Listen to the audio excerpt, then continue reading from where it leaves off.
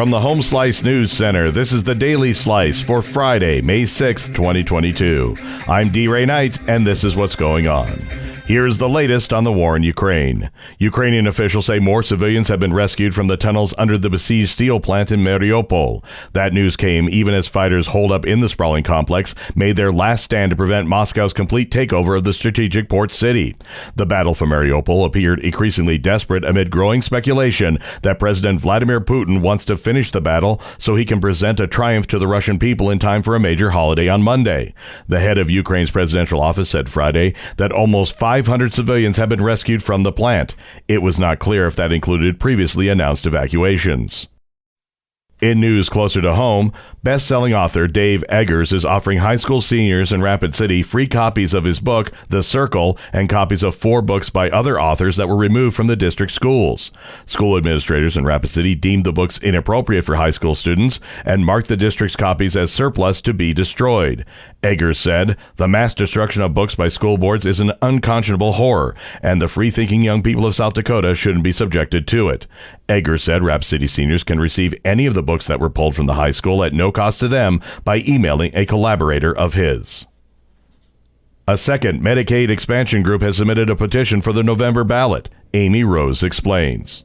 A second group attempting to expand Medicaid eligibility in South Dakota submitted petition signatures to the Secretary of State in a bid to place a proposed law on the November ballot and create a rival to a proposed constitutional amendment. Dakotans for Health said it had submitted over 23,000 signatures to ask voters to approve a law requiring Medicaid health insurance to be made available to people who live below 133% of the federal poverty level. State law requires initiated measures to submit nearly 17,000 signatures from South Dakota registered voters. However, a proposed constitutional amendment to expand Medicaid eligibility has already been certified for the November ballot.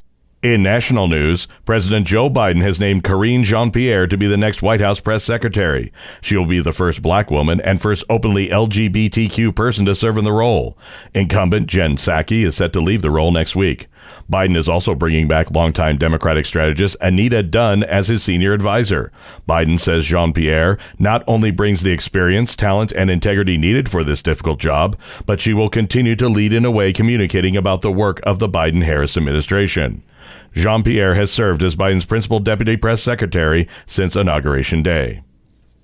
First Lady Jill Biden is visiting the border regions near Ukraine. Chrissy Davies has more. Jill Biden is using her second solo overseas trip to get an up-close look at the Ukrainian refugee crisis. The White House says she'll spend Mother's Day meeting with displaced families in a small Slovakian village on the border with Ukraine. The First Lady's office declined to say whether she would enter Ukraine.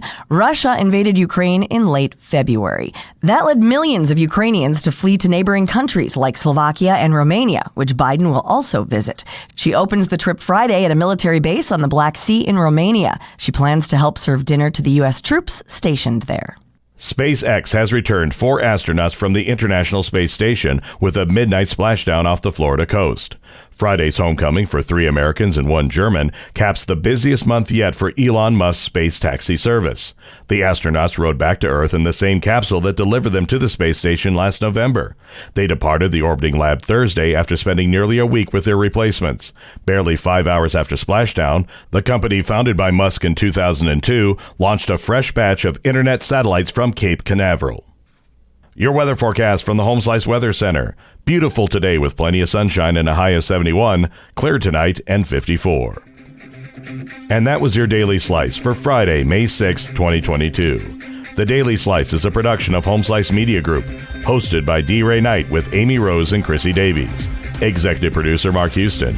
Engineered by Chris Jacquez. I'm D. Ray Knight. Have a great weekend.